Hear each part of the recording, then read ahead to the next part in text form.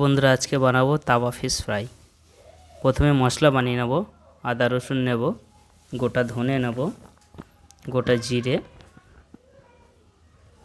এক গোটা লঙ্কা, গোলমরিচ, পরিমাণ মতো হলুদ গুঁড়ো, লঙ্কা গুঁড়ো, গরম মশলা, লবণ, আর এর সঙ্গে যোগ করবো সেটা হচ্ছে তেঁতুলের জল দিয়ে ওটা আমি গ্রাইন্ড করে পেস্ট করে নেবো। আমি 1 কেজি মাছ নিয়েছি। মাছ নিয়ে এবার পেস্টটা দিয়ে বেসন দিয়ে মাছটাকে ম্যারিনেট করে নেব সুন্দর করে।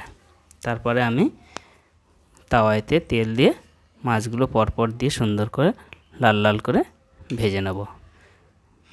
তারপর হয়ে যাবে আমাদের